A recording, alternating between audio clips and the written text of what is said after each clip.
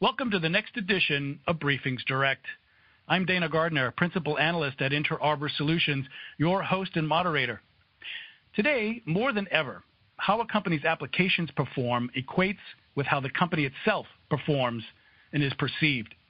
From airlines to retail, from finding cabs to gaming, how the applications work deeply impacts how the business processes and business outcomes work. We'll now explore how new levels of insight and intelligence of what really goes on underneath the covers of modern applications all across their life cycle can ensure that apps are built, deployed, and operated properly. A new breed of continuous intelligence emerges by gaining real-time data from systems infrastructure logs, either on-premises or in the cloud, and cross-referencing that with intrinsic business metrics information. We're here with an executive from Sumo Logic to learn how modern applications are different, what's needed to make them robust and agile, and how the right mix of data, metrics, and machine learning provides the means to make and keep apps better than ever. With that, please join me in welcoming our guest. We're here with Ramin Sayar. He's president and the CEO of Sumo Logic. Welcome to BriefingsDirect, Ramin. Thank you very much, Dana. Appreciate it. Yeah, so there's no doubt that the apps make the company, but what is it about modern applications that makes them so difficult to really know? And how, Ramin, is that different from, say, the applications we were using 10 years ago? Well, I think you kind of hit it on the head a little bit earlier. This notion of always on, always available, always accessible types of applications, either delivered through rich web mobile interfaces or through traditional mechanisms that are served up through laptops or other access points and point-of-sale systems, are really driving a next wave of technology architecture supporting these apps. By that, what I mean is these modern apps are really centered around a modern stack. And so they're using new platform services that are created by public cloud providers. They're using new development processes such as agile or continuous delivery. And they're expected to constantly be learning and iterating so they can improve not only the user experience, but the business outcomes. And of course, developers and business leaders are under pressure more than ever to put new apps out more quickly and to then update and refine them on a continuous basis. So this is a never-ending process. You're spot on. I think the obvious benefits around an always-on is really centered around the rich user interaction and user experience. So while a lot of the conversation around modern apps tends to focus on the technology and the components, there's actually fundamental challenges in the process of how these new apps are also built and managed on an ongoing basis, and what implications that has to security. So a lot of times those two aspects are left out when people are discussing modern apps. That's right. We're now talking so much about DevOps these days, but in the same breath, we're talking about SecOps or security and operations. They're tied at the hips, really. Yeah, they're starting to blend. And so you're seeing the technology decisions around public cloud, around things like Docker and containers, things around microservices and APIs, not only led by developers or DevOps teams, but heavily influenced and partnering with the SecOps and security teams and CISOs because the data is distributed. And now there needs to be better visibility instrumentation, not just for the access logs, but for the business process and holistic view of the service and SLAs. And so what's different from, say, 10 years ago, distributed used to mean I had under my own data center roof an application that would be drawing from a database, using an application server, perhaps a couple of services, but mostly all under my control. Now it's much more complex, many more moving parts. Yeah. So we like to look at the evolution of these modern apps. They have a very set of traditional monolithic apps and that follow the more traditional waterfall approach for iterating and releasing those. And oftentimes those are run on bare metal physical, potential virtual machines, right? And they're simple three-tier web apps, right? And we see one of two things happen. The first is there's a need for either replacing the front end of those apps, and so we refer to those as brownfield, right? And so they start to change from waterfall to agile, and they start to have more of an end-tier feel, and it's really more of around the front end. Maybe your web properties are a good example of that, and they start to componentize pieces of their apps, either on virtual machines or private clouds, and that's oftentimes good for existing types of workloads.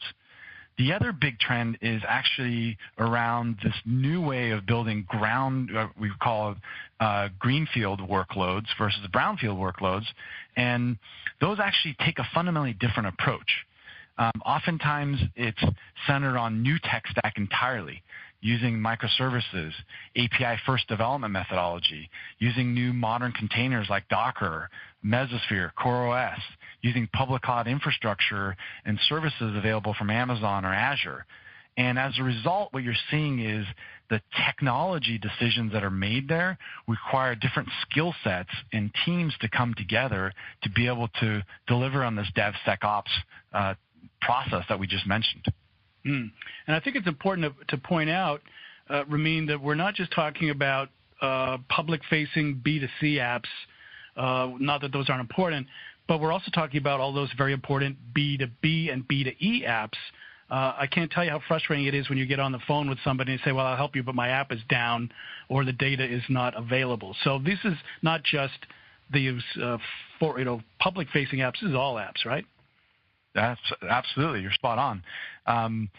So regardless of whether it's enterprise or consumer, if it's mid-market SMB or enterprise that you're building these apps for, what we see from our customers, they all have a similar challenge.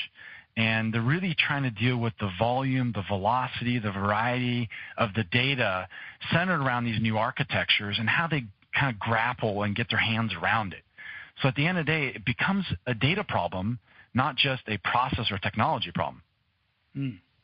All right, let's talk about the challenges then. If we have many moving parts, if we need to do things faster, if we need to consider the development life cycle and processes as well as ongoing security, if we're dealing with outside third-party cloud providers, where do we go to find the common thread of insight, even though we've got more complexity across more organizational boundaries? Yeah, so from a Sumo perspective, we're trying to provide full stack visibility.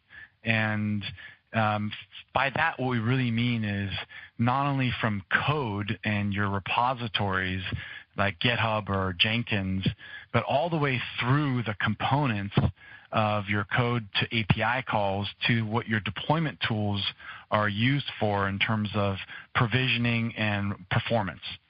So we spend a lot of effort to integrate to all the various DevOps toolchain vendors, as well as provide the holistic view of what users are doing in terms of access to those applications and services. So we know who's checked in which code or which branch, which build created potential issues for the performance or latency or outage. So we give you that 360 view by providing that full stack set of capabilities. So the more information, the better, no matter where in the process, no matter where in the life cycle. But then that adds its own level of complexity. And I wonder, is this a fire hose approach or boiling the ocean approach? How do you make that manageable and then actionable? Yeah, so we've invested quite a bit of our IP, our intellectual property, on not only providing integration with these various sources of data, but also a lot in the machine learning and algorithms so that we can really take advantage of the architecture of being a true cloud-native, multi-tenant, SaaS, and simple solution. So unlike others that are out there and available for you, Sumo's architecture is truly cloud and native and multi-tenant, but it's centered on the principle of near real-time data streaming. So as the data is coming in, our data streaming engine is allowing developers, IT ops administrators, sysadmins, security professionals be able to have their own view, coarse grain or granular grain, from RBAC controls that we have in the system to be able to leverage the same data for different purposes. versus having to wait for someone to create a dashboard or create a view or be able to get access to a system when something breaks. Cool. Now, that's interesting. So having been in the industry long enough, I remember when logs basically meant batch, that you would get a log dump and then you would do something with it and that would generate a report, many times with manual steps involved. So what's the big step to going to streaming? Why is that an essential part of making this so actionable? Well, I mean, it's driven based on the architectures and the applications. So no longer is it acceptable now to look at samples of data that span 5 or 15 minutes. You need the real-time data, sub-second, millisecond latency to be able to understand causality, right? And be able to understand when you're having a potential threat or risk and security concern versus code quality issues that are causing potential performance outages and therefore business impact. So the old way of hope and pray when I deploy code that I would find something when a user complained is no longer acceptable, right? You lose business, you lose credibility, and at the end of the day, there was no real way to hold developers or operations folks or security folks accountable because of the legacy tools and process approach. Now those expectations have changed because of the consumerization of IT, because of the fact that apps are the center of the business, as we've talked about.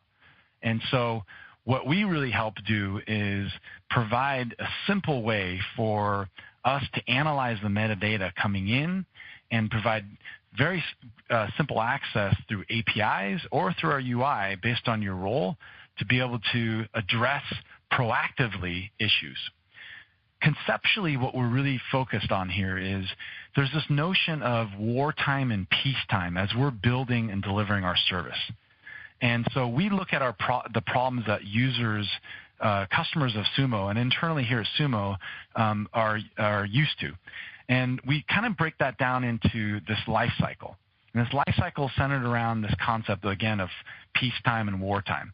Peacetime is when nothing's wrong, but you want to stay ahead of issues, and you want to be able to proactively assess the health of your service, your application, your operational level agreements, your SLAs, be notified when something's trending the wrong way, okay? Mm-hmm. Then there's this notion of wartime. And wartime is it's all hands on deck, right? And instead of being alerted 15 minutes or an hour after an outage has happened or a security risk and threat implication has been discovered, the real-time data streaming engine is notifying people instantly. And you're getting PagerDuty alerts. You're getting Slack notifications. It's no longer the traditional help desk notification process when people are getting on bridge lines.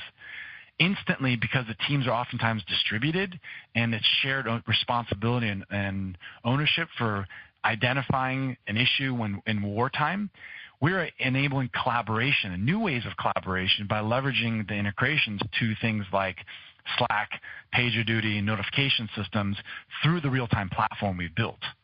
So the always-on application expectations that customers and consumers have now has transformed itself to always-on available dev and security resources to be able to address problems proactively. So it sounds like we're able to not only take the data and information in real time from the applications to understand what's going on with the applications, but we can take that same information and start applying it to other business metrics, other business environmental impacts, if you will, that then give us an even greater insight into how to manage the business and the processes. Am I overstating that, or is that where we're heading here? That's exactly right. So at the essence of what we provide in terms of the service, it's a platform that leverages machine logs and time series data from a single platform or service that eliminates a lot of the complexity that exists in traditional processes and tools. No longer do you need to do swivel chair correlation because you're looking at multiple UIs and tools and products. No longer do you have to wait for the help desk person to notify you. We're trying to provide that instant knowledge and collaboration through the real-time data streaming platform we've built to bring teams together versus divided. All right, so that sounds terrific if I'm the IT guy or gal. Why should this be of interest to somebody higher up in the organization, at a business process, even at a C-table level? What is it about continuous intelligence that can not only help apps run on time and well, but help my business run on time and well? Well, I mean, I think we talked a little bit about the whole need for agility. And, you know, from a business point of view, the line of business folks that are associated with any of these greenfield projects or apps really want to be able to increase the cycle times of the application delivery. And they want to be able to measure, have measurable results in terms of how application changes or web changes to their web properties have either increased or potentially decreased in terms of user satisfaction or, at the end of the day, business revenue. And so we're able to help the developers, the DevOps teams, and ultimately line of business deliver on the speed and agility needs for these new modern apps. And we do that through a single comprehensive platform, like I mentioned. At the same time, what's interesting here is no longer is security an afterthought, right? No longer is security in the back room trying to figure out when a threat or attack has happened. Security has a seat at the table in a lot of boardrooms, and more importantly, in a lot of strategic initiatives for enterprise companies today. And so while at the same time we're helping with agility, we're also helping with prevention. And so a lot of our customers start and opportunities start from the CISO and the security teams that are looking for a new way to be able to introspect and inspect this volume of data that's coming in, not at the infrastructure level or only the end user level, but at the application and code level. And so what we're really able to do, like I mentioned earlier, is provide a unifying approach to bring these disparate teams today. And yet individuals can extract the intelligence view that best suits what their needs are in that moment. Yep. And ultimately what we're able to do is improve customer experience, increase revenue generating services, increase efficiencies and agility of actually delivering code that's quality and therefore the applications, and lastly, improve collaboration and communication. All right, I'd really like to hear some real-world examples of how this works, but before we go there, I'm still interested in the how. So this idea of machine learning, we're hearing an awful lot today about bots and AI and machine learning, but parse this out a bit for me. What is it that you're using machine learning for when it comes to this volume and variety in understanding apps and making that usable in the context of a business metric of some kind? Yeah, and I think this is an interesting topic because a lot of noise in the market around big data or ML and advanced analytics, from the 6 years that Sumo was started, 6 years ago that Sumo was started, we built this platform to ensure that not only do we have the best-in-class security and encryption capabilities, but it was centered on the fundamental purpose around democratizing analytics, making it simpler to be able to allow more than just a subset of folks get access to information for their roles and responsibilities, whether you're security, your ops, or development teams. And so to answer your question a little bit more succinctly, our platform is predicated on multiple levels of machine learning and analytics capabilities. Starting at the lowest level, something we refer to as log reduce. And log reduce at the end of the day is meant to separate the signal to noise ratio. And ultimately what it helps a lot of our users and customers do is reduce mean time to identification by upwards of 90%. Because they're not searching the irrelevant data, they're searching the relevant and oftentimes occurring data that's not frequent or not really known versus what's constantly occurring in their environment. And in doing so, it's not just about mean time to identification, it's also how quickly you're able to respond and repair. So by using log reduce, we've seen customers be able to reduce the mean time to resolution by upwards of 50%. So our core analytics at the lowest level is really helping solve operational metrics and value. And then when you start to become less reactive because you've had an outage or security threat, you start to leverage some of our other predictive capabilities in our stack. For example, I mentioned this concept of peacetime and wartime. In the notion of peacetime, you're looking at changes over time when you've deployed code and or applications to various geographies or locations. And so a lot of times developers and ops folks that use Sumo want to use log compare or outlier predictor operators that are in our ML capabilities to show and compare differences of branches of code and quality of their code to relevancy around performance and availability of the service and app. So we're able to simply allow them to, with a click of a button, compare this window for these events and these metrics for the last hour, last day, last week, last month, and compare it to other time slices of data and show me how better or worse it is. This is before actually deploying to production. And when they look at production, then we're able to allow them to use predictive analytics to look at anomalies and abnormal behavior to get more proactive. So it's reactive to all the way to proactive to all the way to predictive is kind of the philosophy that we've been trying to build around in terms of our analytics stack and capabilities. Okay. How are some actual customers using this, and what are they getting back for their investment? So we have customers that span retail and e-commerce, high-tech, media, entertainment, travel and insurance. We're well north of 1,100, 1,200 unique paying customers, and they span anyone from Airbnb, Anheuser-Busch, Adobe, Metadata, Marriott, Twitter, Telstra, Zora, so modern companies as well as traditional companies. And so what do they all have in common? Oftentimes what we see is there's a digital transformation project or initiative, and they're either having to build greenfield or brownfield apps, and they need a new approach and a new service, and that's where they start leveraging Sumo.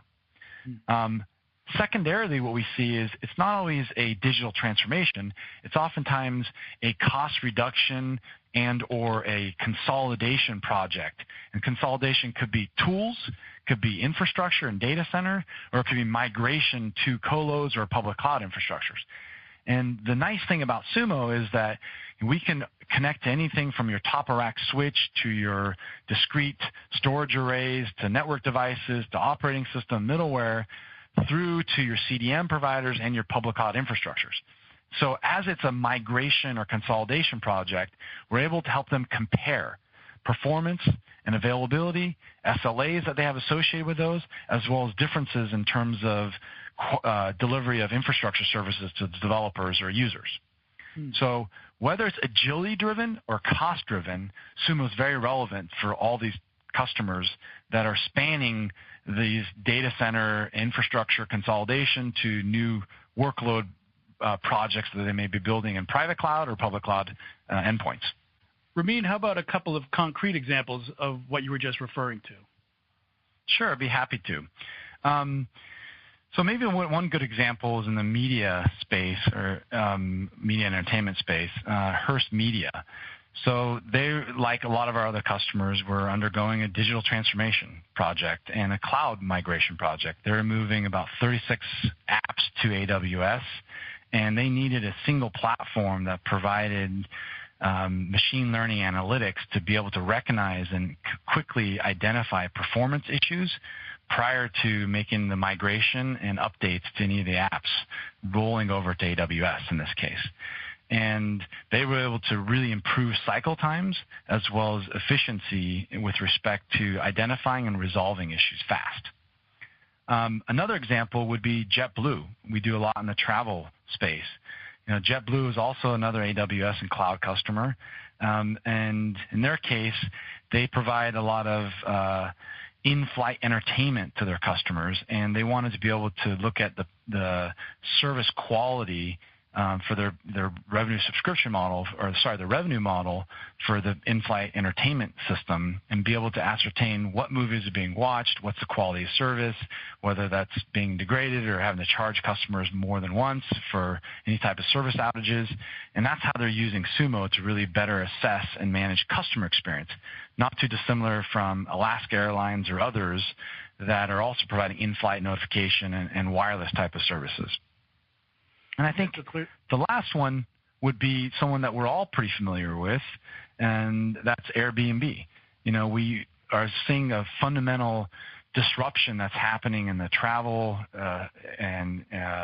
travel space and how we reserve hotels or apartments or homes. And Airbnb's led the charge, like Uber and others.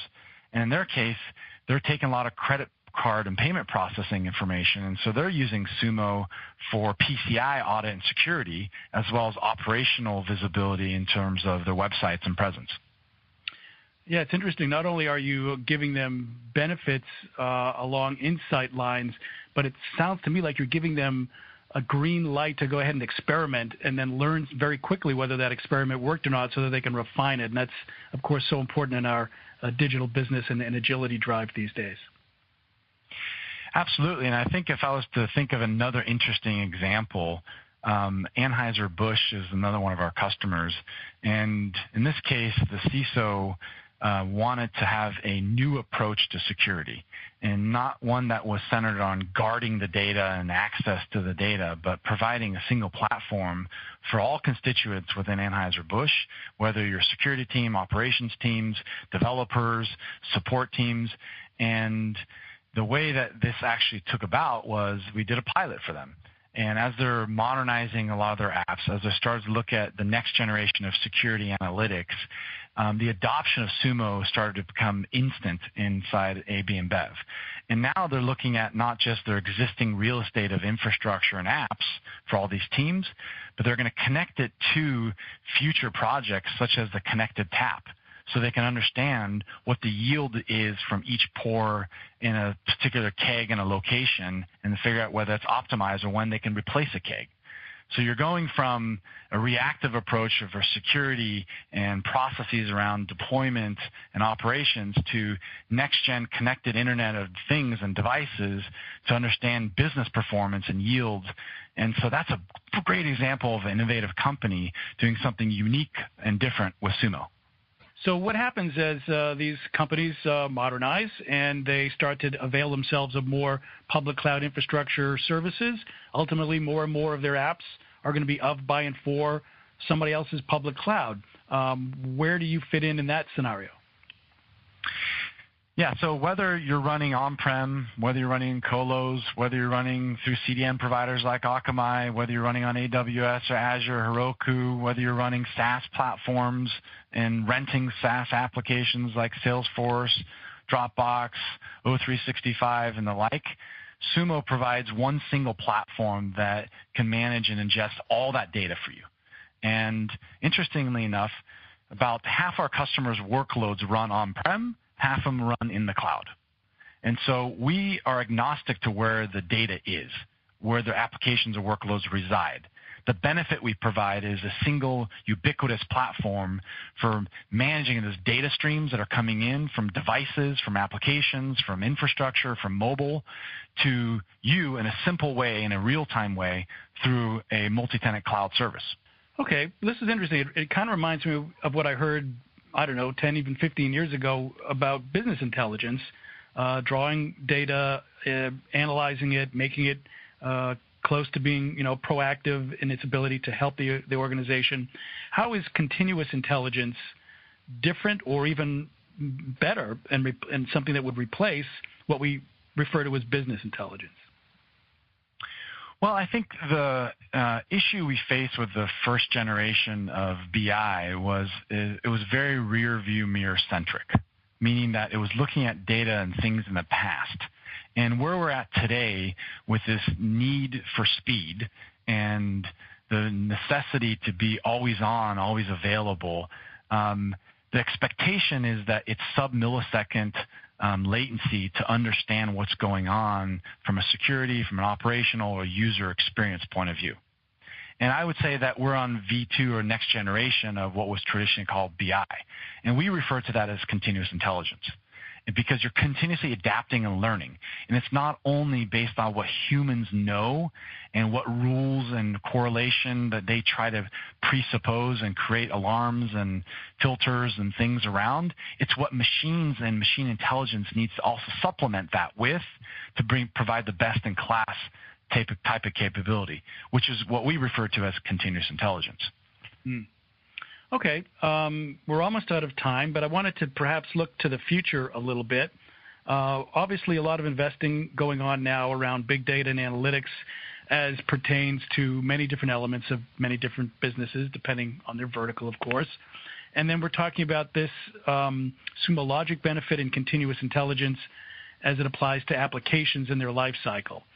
Where do we start to see crossover between those? How do I leverage what I'm doing in big data generally in my organization, and more specifically what I can do with continuous intelligence from my systems, from my applications? Well, I think we touched a little bit on that in terms of the types of data that we integrate and ingest. At the end of the day, when we talk about full stack visibility, it's from everything with respect to providing business insights to operational insights to security insights. Okay. And, so we have some customers that are in the credit card payment processing, and they actually use us to understand activations for credit cards. So they're extracting value from the data coming into Sumo to understand and predict out business impact and relevant revenue associated with these services that they're managing. In this case, a set of apps that run on a CDN. At the same time, the fraud and risk team are using us for threat and prevention. And the operations team is using us for understanding identification of issues proactively to be able to address any application or infrastructure issues. And that's what we refer to as full stack. Full stack isn't just the technology. Full stack is providing business visibility insights to line of business users, or users that are looking at metrics around user experience and service quality, to operational level impacts that help you become more proactive, or in some cases reactive to wartime issues, as we've talked about. And lastly, the security team that really helps you take a different security posture around reactive and proactive around threat and detection and risk. So in a nutshell, to answer the question, where we see these things starting to converge is what we refer to as full stack visibility and around our strategy for continuous intelligence. And that is technology to business to users. Well, very good. I'm afraid we'll have to leave it there. You've been listening to a sponsored BriefingsDirect discussion on how modern applications are different and what's needed to make them more robust, agile, and responsive. And we've heard how new levels of insight and intelligence of what really goes on underneath the covers of modern apps across their life cycle can ensure that those apps are built, deployed, and operated properly. So please join me in thanking our guest. We've been here with Ramin Sayar, President and CEO of Sumo Logic. Thank you so much. Thank you very much. And I'm Dana Gardner, Principal Analyst at Inter Arbor Solutions, your host and moderator for this ongoing series of BriefingsDirect discussions. A big thank you to our sponsor today, Sumo Logic, and a big thank you as well to our audience. And I want to remind you to please come back for our next edition.